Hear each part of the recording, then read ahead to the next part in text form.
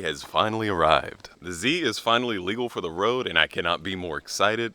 I've been driving this for a couple days now. I haven't really done a whole bunch of craziness with it just yet because I wanted to get that all on camera.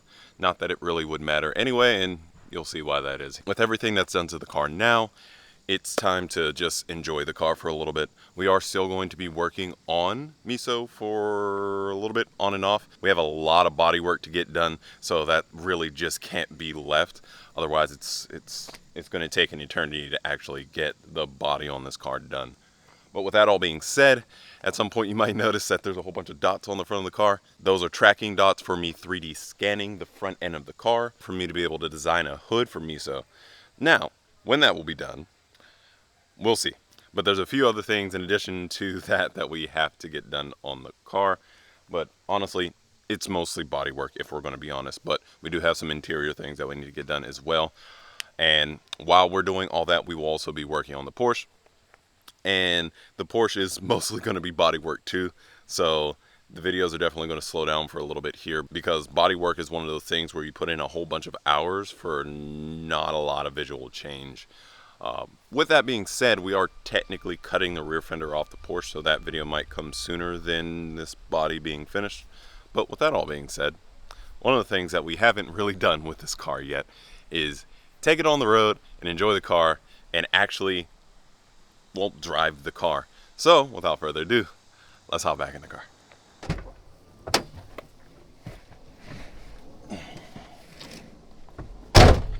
Now, before we get started, I want to apologize for two things. Sorry for the lighting. I still have yet to get any type of filters for this lens, and also sorry if the camera shakes around. I'll do what I can in post to fix it, but my mounting situation is not the best. We'll just say that. If the camera falls, there will be a major cut and the camera might shift. We'll see.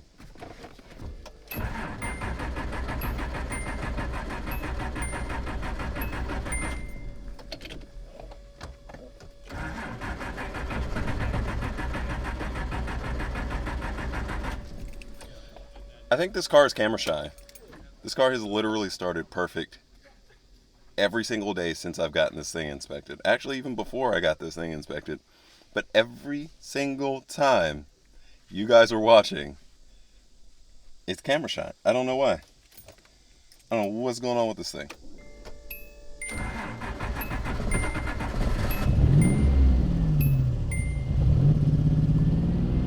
We're good. I'm giving it a little bit of gas.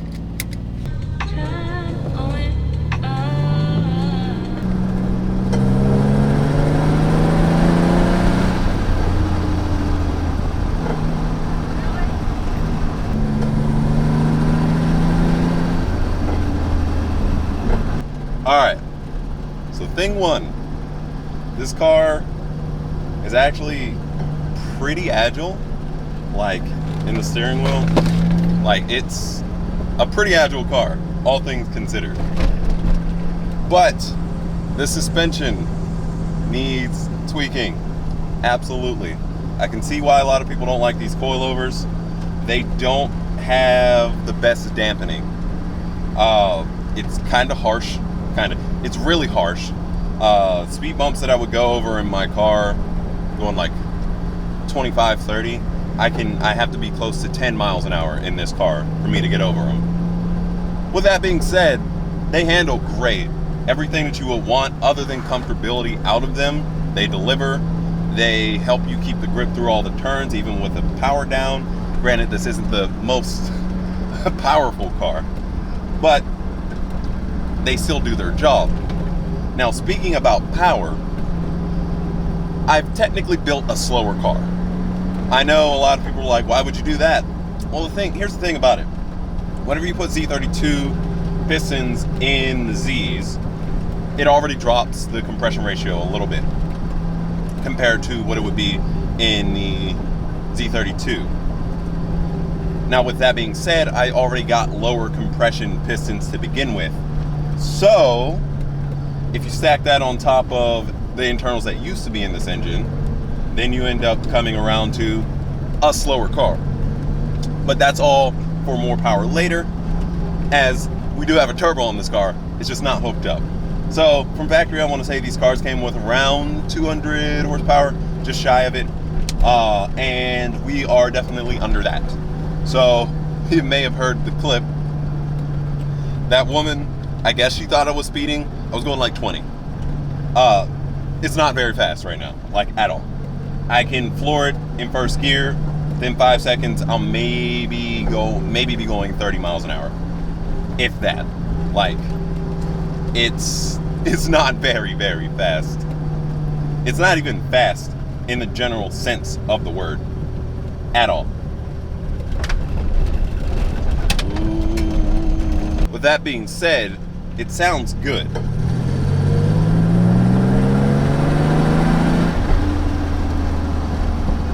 Like, there's nothing about that exhaust note that I think sounds bad. So, it's basically all show, no go right now. Because it's not even loud. That's the craziest part about it. It just sounds fast, which is so ironic. Moving on to everything that's been modified outside of the engine. We have that suspension, which we already talked about. We have the clutch. Now, that uniclutch, multi-disc clutch, I can't speak on it being able to hold power, because as I just said, not a fast car. Not a powerful car, by any means. But it definitely performs like an OE clutch, as far as comfortability goes. There hasn't been one point in time, other than just me getting used to driving a manual car as a daily again, that I have had an issue where, like, I can't drive this car because it's a manual. It's not ultra heavy. It's not super light though. Like, if I were to compare it, I would say it's probably a little bit lighter than stock, but not as light as a lot of the newer manual cars go. I remember I want to say it was like probably around 2017, 2018. I drove a 2S or 1S Camaro. That clutch, I did not like that clutch. It felt like there was nothing there. It gave you no feedback. You get all the feedback you need out of this, and it's not ultra heavy. The only thing about it is it does have a little bit of chatter, but I feel like that's mainly because of the way, like, I want to say the spacers and stuff aren't tuned the way they should be. As far as distance, it's not tuned perfectly, because I will come into the issue where I'll try to go in gear and it'll start grinding just a little bit, which is usually indicative of a clutch that's not fully disengaged. With that being said, it's a real minor issue. Like, it rarely happens. Like, you can see I'm in second, third. Like, it's not a whole bunch of craziness. It's not ultra jerky. That was with me not even really trying to match the RPMs, like, at all, and just kind of easing out on the clutch. Nothing crazy, just smooth.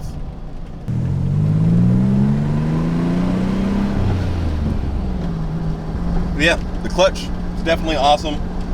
Once we get the turbo on here, I'll do a actual, like, full-length video on this clutch, but I'll probably also do a little video on the clutch itself after I've driven the car a little bit more. I want to say I'm about a week and a half into it at this point, so it's still definitely new to me, and this is also coming back from me never really driving this car with the OE clutch in here. Now, as far as things that still need to be fixed on the car, obviously we still need to do body work. We need to get everything straight. We need to finish bolting up the bumper and everything. Like, it's bolted in there right now. It's just not, like, fully set up the way that I would have it normally on the car. I need to clearance that muffler and everything. I want to redo the exhaust part of it that I had done in a previous video. But other than that, there's this sound. Let me see if I can make it do it.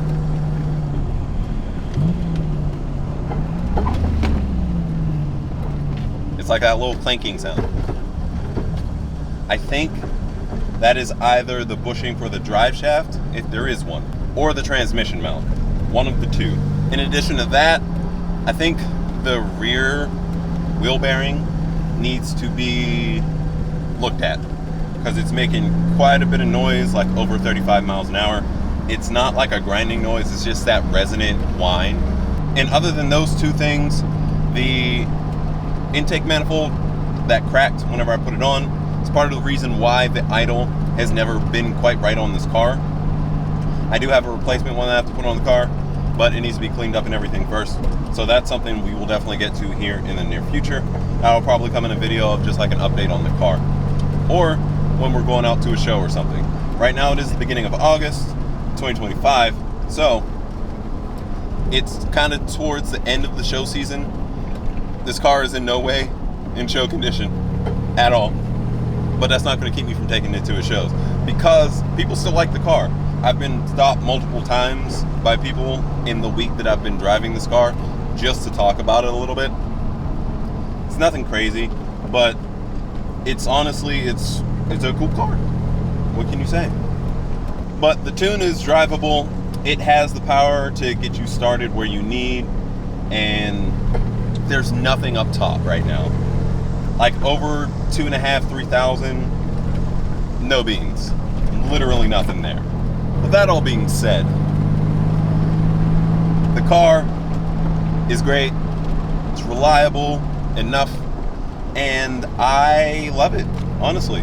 I kind of regret not really driving this car all that much before working on it. But to be fair, when I first got the car, it wasn't in my name for over a year. So at a certain point, my temp registration ran out. I couldn't drive the car because it wouldn't have been registered. It was insured, but it didn't have inspection. So it would have been very easy for me to get pulled over and to have this car impounded almost immediately.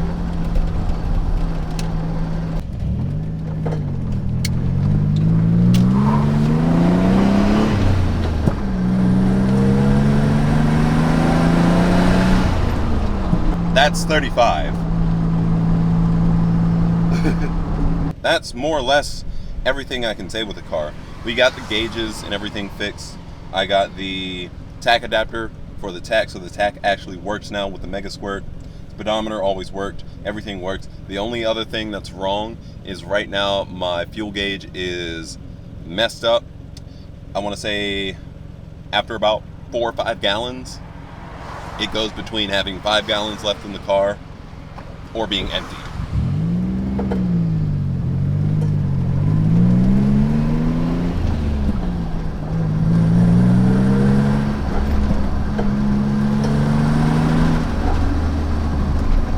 Also, it's really easy to power slide this car. I've done it by accident multiple times. I don't go around and drift on public roads and everything, mainly because I really don't know how. But I want that to change here pretty soon. Not the drifting on public roads, the knowing how part. Because I would want to actually go and do some type of motorsport, as I have said multiple times. It's really just coming down to coming up with the time to be able to do it, as well as the money to be able to do it. Because right now is where I'm sitting. Funds are more or less depleted for anything here on the car. Which hopefully I can change here coming up pretty soon. But everything I'm doing on the car is stuff that I already have. No new parts, no anything like that. Which is unfortunate because I just recorded a video for the Porsche. And the Porsche tax is crazy. It's a really high figure just to get it on the road, considering everything that it needs, which isn't much outside of what I already have or what I've already done as well. But with that being said, let's get on the highway. Yep, 4,000, nothing. The car's just like, huh?